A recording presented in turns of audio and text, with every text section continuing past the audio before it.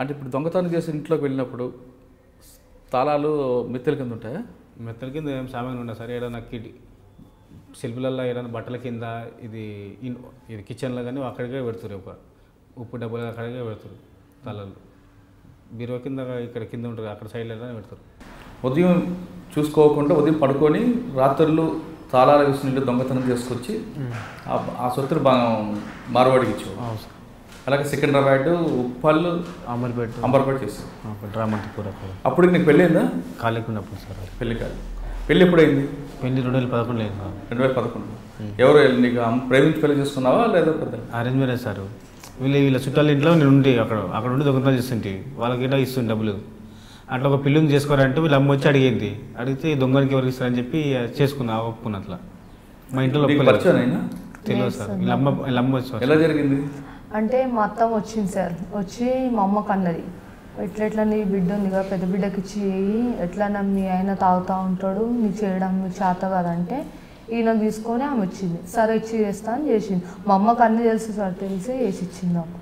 అంటే దొంగని తెలుసు? మా అమ్మకు తెలుసు. నీకు తెలియదు? నాకు తెలియదు. మీకు చెప్పలేదు? చెప్పలేదు. నేను వద్దు, ఇంత తెలియదు, చిన్న వయసు సార్, 13 సంవత్సరాలు ఉండేను అంతే. అయితే ఇంకా పొడుగు 7th చదువుతుండే సార్. పొడుగున్నందుకు అందరు ఇంత వెళ్ళి ఇంకా నీ బిడ్డకు పెళ్లి చేయలేవా అని చేసి వచ్చింది. నాకు ఇష్టమే లేదు సార్ అప్పుడు పెళ్ళి అనేది.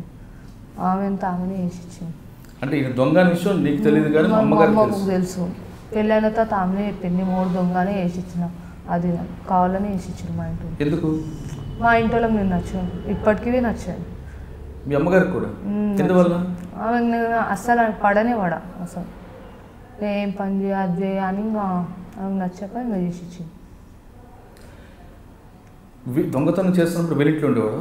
వీళ్ళ అత్త వాళ్ళ ఇంట్లో, వీళ్ళ మేనమామ ఉంటారు కదా, వాళ్ళ ఇంట్లో ఉండే అమ్మ ఉప్పల్లో అక్కడ. అంటే దొంగతనం చేసే వస్తు వీళ్ళు కూడా ఇచ్చేవాడు?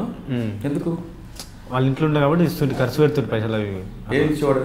పైసలు వాళ్ళే బంగారం గిరిపెట్టి ఇస్తారు ఏదైనా షాపులలో. అవి డబ్బులు వాళ్ళకి ఇస్తుంటాయి అంతే. మరి పెళ్ళైన తర్వాత దొంగతనంకి వెళ్తున్నప్పుడు ఎప్పుడు తెలిసింది దొంగ అనే విషయం? అంటే పెళ్ళైన తర్వాత పాప పుట్టిన తర్వాత తెలుసు సార్. అంతకుముంచి నేను పట్టించుకోతుండే. ఏం పని చేసేవాడు? ట్రావెల్స్లో పనిచేసేవాడు అని చెప్పేవాడు. సరే అని నైట్ 9 గంటలకు వెళ్ళేటోడు, 4-5 గంటలకు వచ్చేటోడు. 2-3 సార్లు ఒకసారి 20,000 ఇచ్చిండు, ఒకసారి 10,000 ఇచ్చిండు. ఇట్లా నీకు ఎందుకు ఇన్ని కనమొస్తా అంటే అడ్వాన్స్ అడిగినా అది అడిగినా అని వచ్చి చెప్పేటోడు. అట్లా నాన్నగా నేను సైలెంట్ అయిపోయేదాన్ని, ఏమనకూడదు.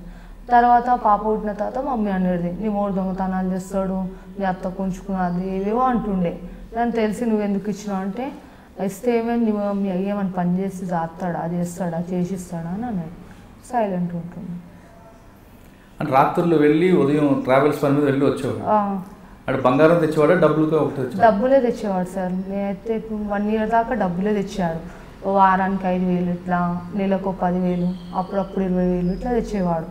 బంగారం తెచ్చి నాకు చెప్పేటోడు కాదు, అవే గిరిపెట్టి నాకు ఇచ్చేటోడు. మరి దొంగతనం చేస్తూ కాకుండా దొంగగా తెలియకుండా ట్రావెల్స్ అడ్వాన్స్ తీసుకొచ్చి ఇచ్చేవారు కాబట్టి నీకు పెద్ద అనుమానం రాలేదు. మరి ఈ దొంగ అనే విషయం ఎప్పుడు తెలిసింది? పాప పుట్టిన తర్వాత హాస్పిటల్ ఉండే సార్ నేను, ప్రైవేట్లో వికారాబాద్లో. అయితే ఇంకా డబ్బులు కట్టాలి అంటే అప్పుడు కొన్ని విషయాలలో తెలిసింది. ఇంట్లో బంగారు చిట్టీలు దొరికినాయి, ఇవన్నీ ఇంతగానో బంగారు చిట్టీలు నీ దగ్గర ఎక్కడే అంటే చెప్పేవాడు కాదు. మా అయ్య కాదు, ఇట్లా వేరే వాళ్ళే ఇట్లా ఇచ్చిర్రు ఫ్రెండ్స్ అంటే సరేలే అంత పట్టించుకోబోతుండే. ఒకసారి ఇంకా కడుపుతున్న తర్వాత నేను మా అమ్మ దగ్గరికి వెళ్ళిన. మా అమ్మ అనేది, నీ 3 దొంగతనం చేసేటోడు అది. నేను అడిగితే నేను ఎందుకు చేస్తాను, నాకేం అవసరం అని నేను అన్నట్టు. ఇంకా నాతో అన్నీ దాపెట్టోళ్ళు, ఏం చెప్పబోతుండే సరంగా. తర్వాత ఒకసారి నా బండి కొనుక్కున్నాడు. బండి కొన్న తర్వాత బండి ఆర్ట్స్ ఇంటికి వస్తుంది కదా సార్, అట్లా ఆర్ట్స్ గురించి ఫోన్ చేసిర్రు పోలీసు వాళ్ళు. ఫోన్ చేస్తే నాకు తీసుకొని వెళ్ళారు, చిక్కడపల్లి పిఎస్లో వెళ్ళాడు. నా ఫోన్కి ఫోన్ వచ్చింది, బండి ఆర్ట్స్ వచ్చింది అమ్మ, ఇట్లా బాద్రపుర జూ పార్క్ ఆడ అని అంటే సరేలే అని నేను ఏం చేసాను. అప్పటికి నేను కడుపుతోనున్న తర్వాత డెలివరీకి ఇంకా టైం ఉంది అనగానే ఈయన వెళ్ళిన తర్వాత ఏమైనా సీన్ ఎందుకు పోయినావు అంటే, ఏం లేదు నేను దొంగతనాలు చేసిన అందుకోసం నాకు తీసుకోపోయినా అని అన్నాడు. అన్న తర్వాత ఏం దొంగ చిక్కడపల్లి పిఎస్ ఫస్ట్ పిఎస్ అదే సార్. చిక్కడపల్లి పిఎస్కి వెళ్తే ఏమైంది సార్ అంటే మీ ఆయన దొంగతనాలు చేసేటోడు నీకు తెలియదా అది మాకు తెలియదు సార్. అప్పటికి నీకు తెలియదా అది లేదా ఇది లేదా అని మాకు తిట్టేటోళ్ళు సార్. అది డబ్బులు తిడుతుండే పోలీసు వాళ్ళు. మీరు తెలియలేదా దొంగ సొమ్ము మీరు ఎట్లా పెడతారు అది కానీ వీళ్ళు తప్పు చేస్తే మాకు లంచ్ చేసిన వాళ్ళని మాకు అడ్డవులో తిట్టేటోళ్ళు సార్. మాకు ఘోరంగా తిట్టేటోళ్ళు. వారం రోజులు పిఎస్లో కూర్చోబెట్టుకోరు సార్. మాకైతే కడుపుతూ ఉండే నేను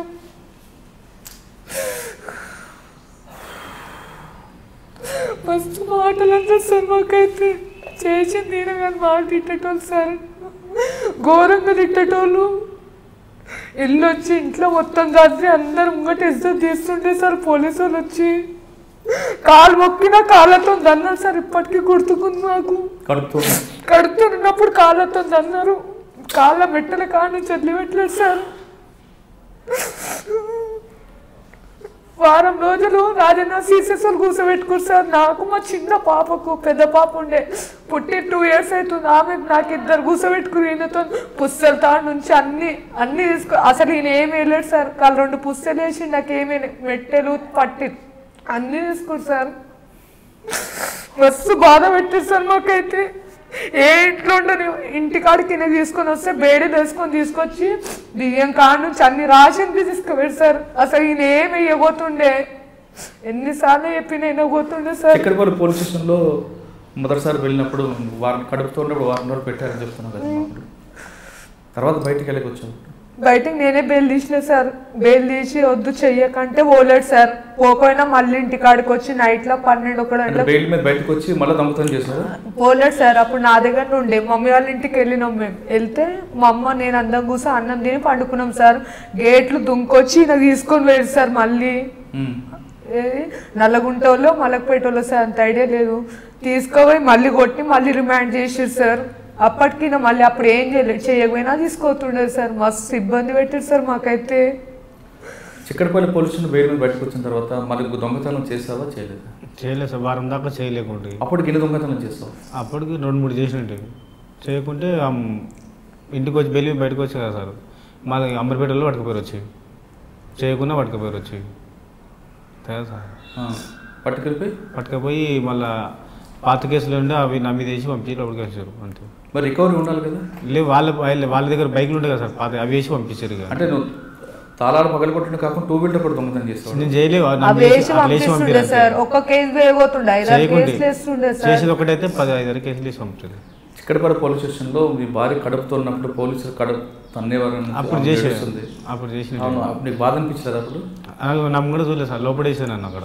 ఈయన కలవనీయబోతుండే సార్. మాట్లాడనీయబోతుండే సార్. అది అట్లా చేసి రాజనగర్లో అట్లా చేసి సార్. మస్తు ఇబ్బంది పెట్టారు మాకైతే సీసీఎస్ వాళ్ళు. ఇప్పటికీ మేము షాప్ కాడ కూర్చుంటాం కదా సార్. పిల్లలకు తీసుకొని నైట్లో కూర్చుంటాం సార్. గంగారెడ్డి సార్ పెట్టించాడు మాకు. ఆయన మాకు మంచి హెల్ప్ చేసిండు సార్. కానీ వేరే వాళ్ళే మాకు తిడుతూ ఇప్పటికీ అంటారు మళ్ళీ కేసులు వేస్తాం అవి వేస్తాం అని బెదిరిస్తూ ఉంటారు సార్ మాకైతే.